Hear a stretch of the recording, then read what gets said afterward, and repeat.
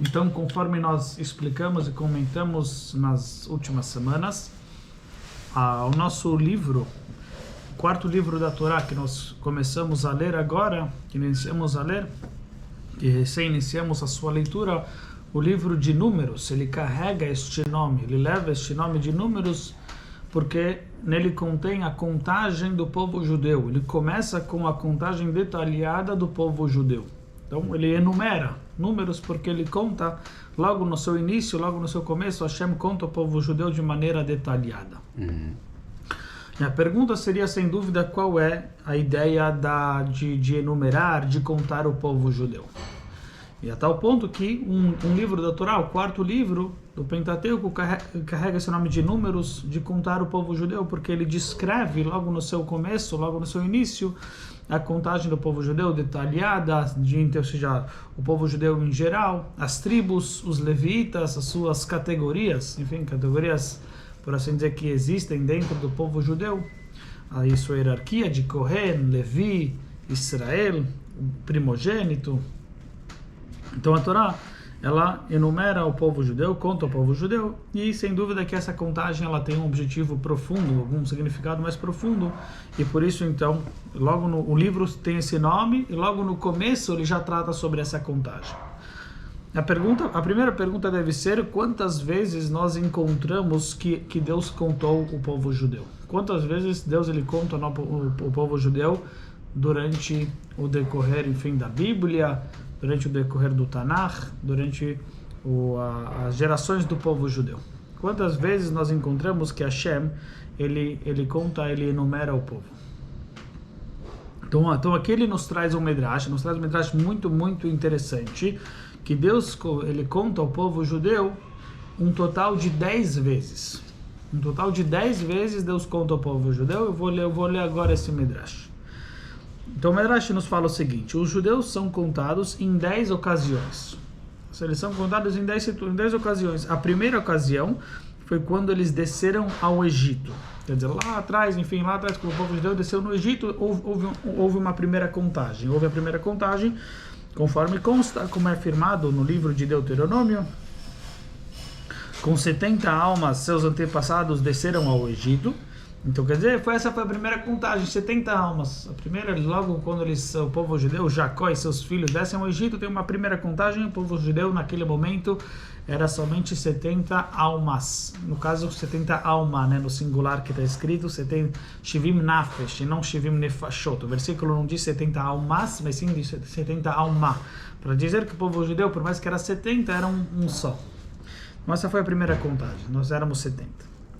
Os judeus foram novamente contados quando deixaram o Egito. Como é declarado em Êxodos, os filhos de Israel viajaram de Ramsés para Sucot, cerca de 600 mil homens. Quer dizer, aqui teve uma segunda, logo quando o povo judeu sai do Egito, o versículo nos afirma que os filhos de Israel viajaram de Ramsés para Sucot com cerca de 600 mil homens. Quer dizer que, novamente, não está escrito a contagem em si, como está na nossa paraxá, já está escrito o número direto. Na nossa paraxá está escrito quanto era cada...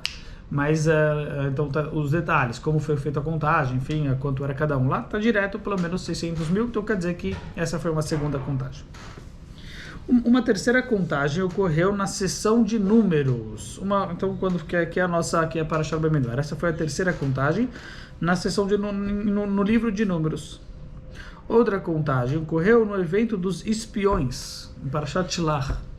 Em Parashat Shlach acontece novamente uma quarta contagem. Depois, quando tem os espiões, enfim, o povo judeu acaba, né, por conta de toda a história que ocorre, então lá tem uma quarta contagem na história dos espiões, que nós iremos ler, se Deus quiser, semana que vem.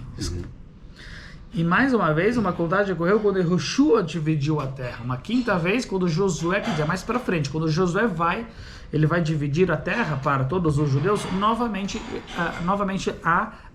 tem uma contagem do povo judeu. A quinta vez foi com relação a quando Josué, ele dividiu a terra, e tem uma quinta contagem. 2 contagens ocorreram durante o reinado de Shaul e uma durante o reinado de Davi. Agora já estamos indo para a 6ª, 7ª e 8ª. 6ª e 7ª, 2 durante o reinado do rei Saul e uma oitava durante o reinado do rei Davi. E depois nós temos uma, conforme é afirmado, como é afirmado em Samuel 24, no profeta Samuel 24, lá ele nos diz, e Joav deu a soma da enumeração do povo ao rei.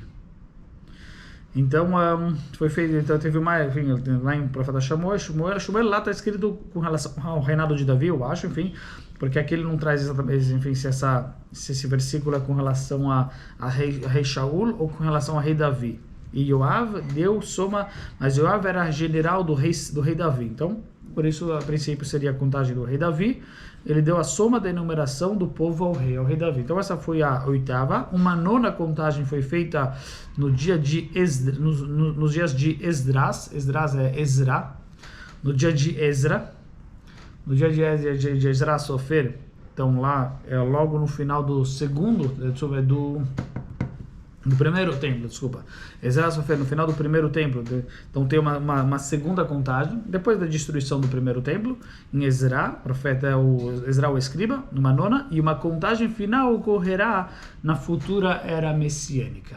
Então a 10ª contagem vai ser na futura Bezerra Hashem, quando nós tivermos em breve a redenção.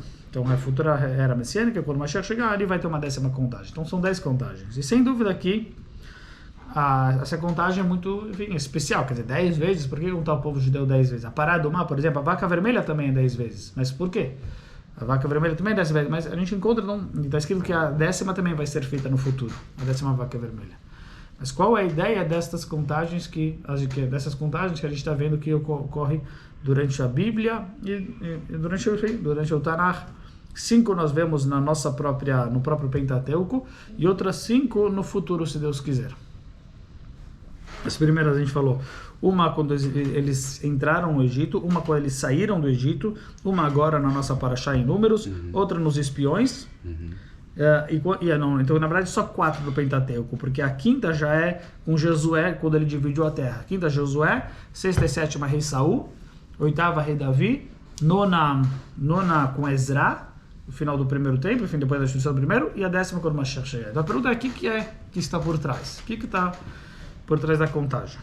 Então, primeiramente, a gente já falou isso daqui diversas vezes, eu não quero, enfim, falamos algumas vezes essa ideia, por causa do amor de Israel diante dele.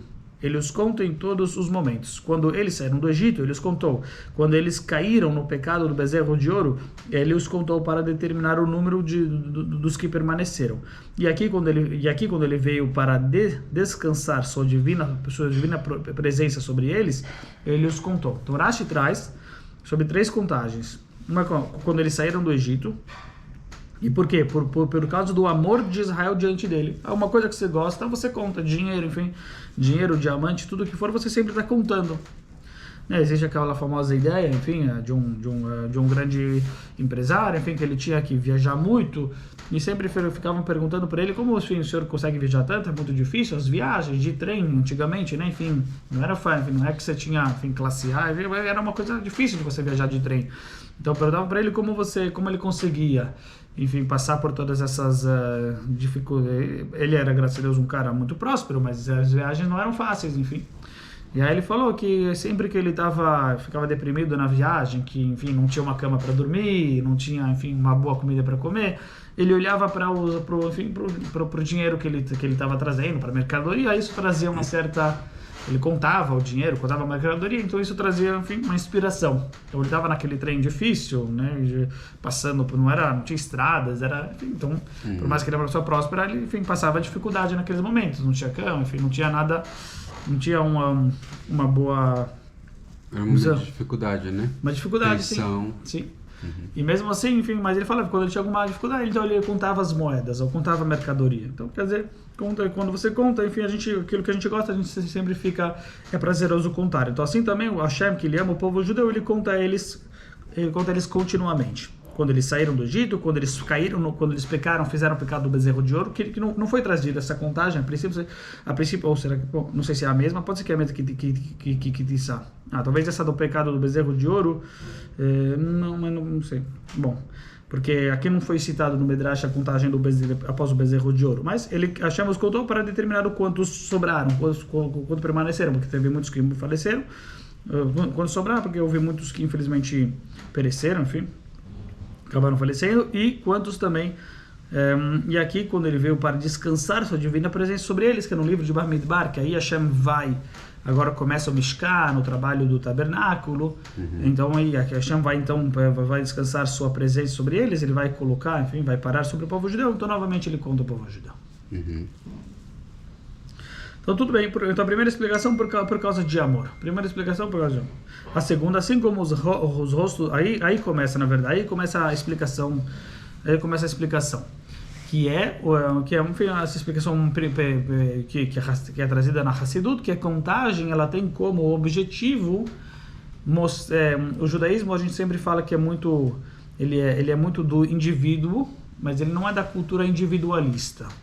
Ele é muito de cada um por si, no sentido, dá muita importância para o indivíduo, mas não individualista que cada um faz um trabalho sozinho, enfim, só para ele. É muito do indivíduo que cada um tem um trabalho somente que ele pode fazer, mas que na verdade que através disso ele completa um trabalho da sociedade, do coletivo. Então o judaísmo sim fala muito sobre o indivíduo, mas não sobre o individualismo, se assim podemos falar, enfim.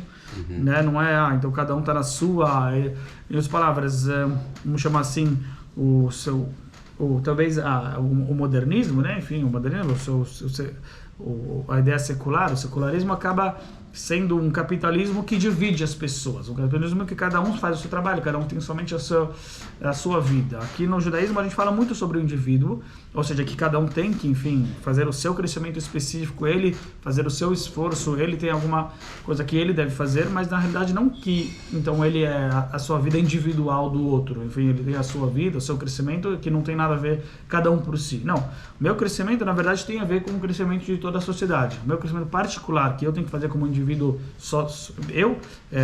como indivíduo particular, isolado, por assim dizer, tem a ver na verdade com o crescimento de toda a sociedade, tem a ver com o aprimoramento da comunidade, sim, do coletivo. Então, isso, enfim, é uma ideia que a gente fala bastante, enfim, por isso é muito interessante, quer dizer, enfim, só para o socialismo, o comunismo, ele é mais do coletivo, o capitalismo, ele é mais do indivíduo, seria correto? Enfim, o capitalismo é bem individualista, cada um crescendo enquanto que o socialismo é mais coletivo, todos iguais, enfim, todos. Então, uma vez perguntaram para o sexto Rebbe de Chabad, enfim, qual que se a Torá é socialista ou capitalista? Ele falou que a Torá, ela, enfim, ou em geral, enfim, então ele falou que a Torá, na verdade, ela é enfim, por assim dizer, porque obviamente que a Torá é divina, enfim. Mas então, ele falou que a Torá... conceitos humanos, certo. Então, mas ele falou que a Torá, ela pega o bom de cada teoria, ela pega o bom de cada... A Torá é a junção, na verdade, de cada ponto positivo que tem em cada filosofia, em cada tipo de ideologias. De ideologia, perfeito. A Torá, então, a junção, na verdade, ela pega todos os aspectos positivos que existem em cada ideologia e junta elas. Havia muitos judeus anarquistas, enfim, ele falou... impressionante, enfim, como os judeus de uma certa maneira, enfim, cada um tiveram, enfim, se identificavam com ideologias, enfim, foram até grandes filósofos que cresceram nessas filosofias e até, enfim, se desenvolveram nelas e foram grandes divulgadores divulgadores e promulgadores de uma certa filosofia, anarquismo, enfim, socialismo sem dúvida, comunismo, enfim, a sua quantidade de Deus que tinha, e assim também, enfim, capitalismo. Mas então ele falou que a Torá, ela junta todas, ela pega a ideia de cada um. Então aqui no caso, o capitalismo, ele tem esse lado bom, que é cada um crescendo através do seu esforço, mas às vezes pode acabar levando para o individualismo, onde somente cada um está preocupado somente com o seu umbigo, vamos chamar assim. Então por isso a Torá, ela é sobre o crescimento do indivíduo, dele crescer, mas como parte, na verdade, da sociedade. Não somente dele crescer individualmente, onde que ele não tem nada a ver com a sociedade. E é obviamente que, enfim, vamos falar assim, é o desafio, ao mesmo tempo a pessoa ter o esforço, mas ao mesmo tempo ela fazer parte e querer, enfim, ela se dedicar ao máximo, ela mesma, e poder ter o seu crescimento, mas ao mesmo tempo conseguir compartilhar, entender que isso aqui faz parte do crescimento não só dele, mas sim de toda a sociedade. Então assim, aqui no caso, é justamente a Torá quer falar aqui nessa parashá sobre a importância sobre a importância do indivíduo, né? Então, como cada um tem um aspecto que somente ele pode desenvolver, que somente ele pode fazê-lo. E isso seria a ideia da contagem. Então, assim, o judaísmo sim é muito a favor, na verdade, de que cada um tem que, enfim, desempenhar um papel de esforço muito, muito forte, por assim dizer, que o cara tem que, por assim dizer, não é a favor que a pessoa ela vai, então, porque o socialismo pode levar a um certo comodismo, vamos chamar assim, né? Enfim, não vai... Ele leva. É um certo... Mesmo como ideologia, não estou colocando nem uma pecha em nenhum. Tanto que socialismo e comunismo como ideologia só pode falar como ideologia, porque socialismo e comunismo não existe no mundo real. Só como ideologia ele existe. Perfeito. O único que existe no mundo real mesmo é o capitalismo, que ele é franco em mostrar as desigualdades, né? Que existe a pobreza extrema e o capital na mão de menos de 5%. E são riquezas gigantescas, né, de toda a população e gente passando fome. Então, o capitalismo ele é ruim, mas ele dá o poder do livre-arbítrio das pessoas delas fazerem exatamente o que o Rabino está explicando. O socialismo como ideologia, ele propõe ideologia, não estou falando que existe no mundo, porque, como eu falei, não existe no mundo socialismo e comunismo, e erra quem fala que tem, porque não tem. Então, assim, o socialismo e o comunismo, ele tira do indivíduo a possibilidade do livre-arbítrio, porque o Estado vai fazer essa mediação para ele e o Estado vai deixar ele acomodado, de certa forma, porque aí ele vai lutar para prosperar dentro do Estado, que já tem tudo, a casa não é dele, nada é dele, o carro não é dele, pode ser tomado. Então, o livre-arbítrio é muito importante para a gente poder, né? Que o livre-arbítrio que o capitalismo massacra, por outro lado, então, voltando ao ensinamento, né? Que tem que tirar o que é bom de cada um. Sim. Que o capitalismo massacra e que traz a desigualdade social, ele é bom para a gente poder aprender, né? Porque a gente está vivo para poder aprender e ter elevação espiritual. Sim, sim. Né? Já o socialismo não, ele tira da gente isso, porque ele transfere para o Estado. Aí o Estado deixa a gente todo mundo acomodado. Aí imagina se a gente fosse todos, se existisse o socialismo, né, no Brasil, a gente ia ficar aqui só estudando Torá e não ia fazer nada, a cerveja ia chegar de graça, o estudo ia chegar de graça, a energia ia chegar de graça, a luz. Mas até se deteriorar, porque em princípio o Estado já não pode uma certa... Exatamente. Por isso que não existe no mundo real. Só no campo das ideias, só na ideologia. Porque China, Rússia, Cuba não são comunistas, nada de verdade. Eles precisam ter, entendeu? Investimento. A Venezuela, por exemplo, também não é. Eles precisam ter capital. Eles precisam quando se depende do capital e depende de capital externo, já não é comunismo, porque o comunismo não é assim na ideologia. Mas vamos voltar. Sim. Só um pontinho. Então, assim, eu acho que tem que mesmo assim, como diz o Midrash, né? Sim. Ensinando, né? Uhum. Sim, o Midrash vai falar essa ideia de que cada um tem algo que ele tem, que somente ele pode desenvolver. E por isso, então, não teria como colocar uma ideia enfim, só do social, da sociedade. Uhum. Então, todos são iguais nesse aspecto. Porque cada um vai ter que desenvolver um aspecto que é só dele. Uhum. Então, olha, vamos ler aqui. Assim como os rostos de duas pessoas não são idênticos, as mentes de duas pessoas também não são idênticas. Então, cada um tem algo, na verdade, que só ele pode desempenhar. Então não vai adiantar simplesmente a pessoa, enfim, ser igual a todos. Ela vai ter que, na verdade, fazer alguma coisa que é só dela, que, enfim, que só o esforço dela que vai poder desempenhar aquilo lá. Então, simplesmente ser de forma que não vem através dela, né, que não seja através que ela é o diferente, por assim dizer, que ela tem um diferencial, que cada um tem um diferencial. É a luz da pessoa, né? É a luz da pessoa, certo? Então, por isso é a importância de sim deixar, enfim, um indivíduo com que ele consiga fazer reverberar, fazer manifestar aquilo que sim é o eu dele. Enfim, é o eu diferente de cada um. É que a gente tratou na semana passada da vela, né? Sim. De ajudar a acender a vela da pessoa. Sim, sim. Mas exatamente. Mas essa vela é diferente para cada pessoa. Isso. Enfim, cada um tem. Então, por isso, não teria como a pessoa não conseguir não sentir essa vela. Ela tem que poder sentir essa manifestação do eu dela, ao mesmo tempo que ela entende que faz parte que ela está tentando ajudar a sociedade. Então, mas é muito importante que ela possa sentir esse eu, que é especial dela e que o outro não teria a capacidade de fazer, o que só ela pode fazer. E o outro vai fazer uma outra coisa, que só ele é capaz de fazer. Então, quer dizer, é sim correto dizer, de acordo com essa ideia, quer dizer, que cada um tem um aspecto que só ele pode desenvolver. E nesse aspecto não somos todos iguais, porque cada um sim tem um aspecto que só ele pode fazer. E nesse sentido, eu sou, por assim dizer, já que eu só que posso fazer isso, então eu sou melhor do que o outro nesse aspecto. Nesse aspecto, o mundo foi criado para mim. Obviamente que por outro é a mesma coisa. Já que o outro tem algo que eu não posso fazer, então tem um aspecto que o mundo foi criado para ele nesse sentido. Porque só ele que pode fazer aquilo e eu não. E quando eu entendo isso, que tem uma coisa que só eu posso fazer e tem uma coisa que só ele pode fazer, então quer dizer, é um outro tipo de visão que, por um lado, eu tenho o meu espaço individual, que eu que tenho que fazer, ao mesmo tempo que eu tenho de entendimento que tem coisa que eu não posso fazer, somente o outro pode fazer. E não colocar simplesmente como se todo mundo fosse igual, onde não há um aspecto que cada um é especial especificamente em alguma coisa específica. Enfim, em algum trabalho específico. Então é importante sim sentir de uma certa maneira esse certo individualismo, no sentido que tem alguma coisa que só eu posso fazer, que é o que nós veremos logo ver agora a frase